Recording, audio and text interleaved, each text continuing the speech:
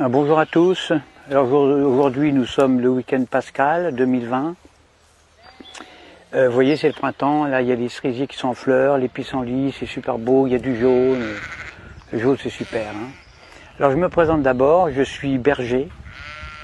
Je possède des milliers et des milliers de moutons qui m'obéissent au doigt et à l'œil, et aussi à la baguette. Mon rôle de bon pasteur est de les protéger avec amour, donc je les nourris bien, j'en prends soin. Un mouton, parce que je sais qu'un mouton bien élevé, élevé avec amour, eh bien c'est l'assurance d'obtenir une laine soyeuse, de qualité, et une viande fondante d'un goût incomparable. Ça c'est certain, moi j'aime mes moutons. Alors pourquoi mes moutons sont heureux, mais vraiment heureux quand je les tonds? Pourquoi est-ce qu'ils ne réagissent pas? Pourquoi est-ce qu'ils ne réagissent pas quand je les vaccine, quand je les sacrifie sur l'autel de la gastronomie? Il y a un mystère, il y a un mystère. Surtout quand on sait que moi, je suis qu'un petit bonhomme fragile, qui ne ferait pas le poids face à un mouton en colère. Un seul mouton en colère, un seul bélier peut me tuer d'un seul coup. Eh bien le secret, le voici. Pour qu'un troupeau de milliers de moutons soit docile, soumis, obéissant, eh bien il suffit de jouer soit sur la peur, soit sur leurs besoins de sécurité. Exemple. Quand j'ai besoin de les tondre, ou de les vacciner, ou de les confiner, ou même de les mener à l'abattoir, eh bien, je leur crie « Attention, voilà un loup ! Il y a un gros loup !» Donc là, je joue sur la peur. « Courez vite dans la bergerie, allez vite, vite, vite, réfugiez-vous là-bas. » Besoin de sécurité. Et là, dans une psychose collective, où ils se piétinent les uns les autres, ils se carapatent tous dans la bergerie, sans même réfléchir.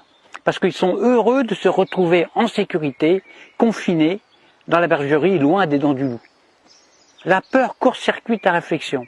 Elle fait exploser leurs neurones. Alors déjà qu'un mouton, il n'y en a pas beaucoup.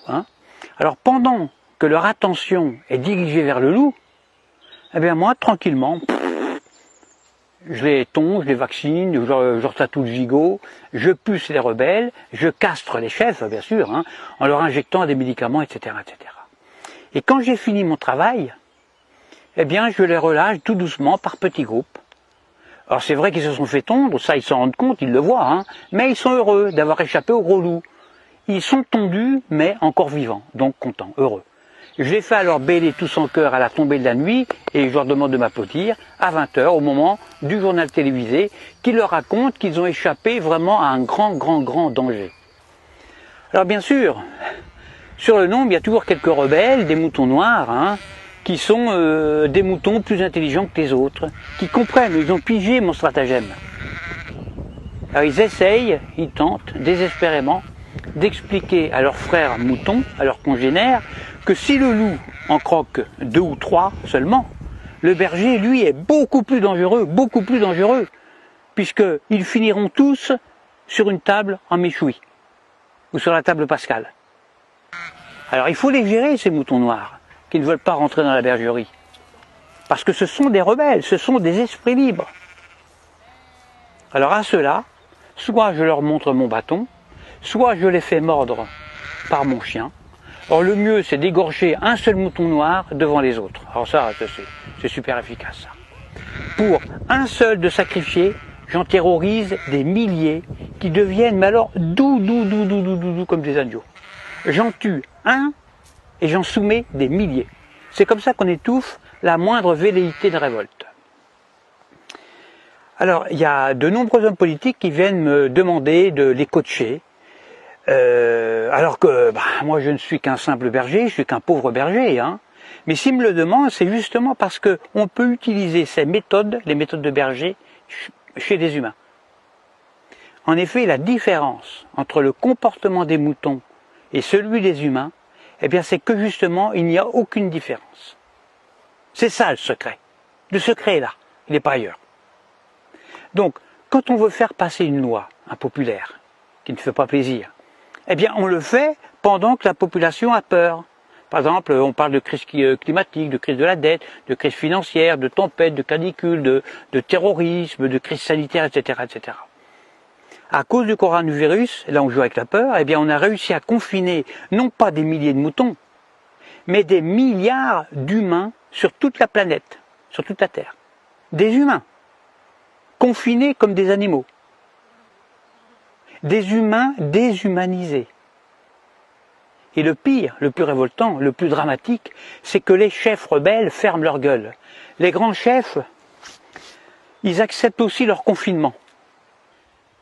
Alors la seule solution pour s'évader de ce piège machiavélique sera un réveil collectif.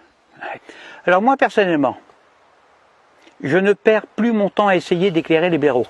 Ça sert à rien, ça ne sert strictement à rien.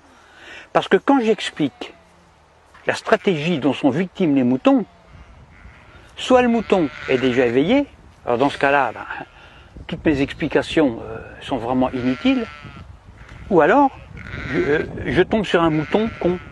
Et si c'est un mouton con, il ne comprendra rien à ce que je lui raconte. Parce que justement, c'est un mouton con. Alors il faut faire attention parce que le mouton con, lui, il n'est pas fautif. Il est con, c'est tout, c'est pas sa faute. Alors à bientôt pour une prochaine vidéo. Pensez à vous abonner, à diffuser la vidéo parce que je me présente aux prochaines élections présidentielles et puis j'ai besoin de beaucoup d'électeurs. Et je dis, vive moi, votre futur président dictateur. Faites le bon choix, votez pour moi. À bientôt.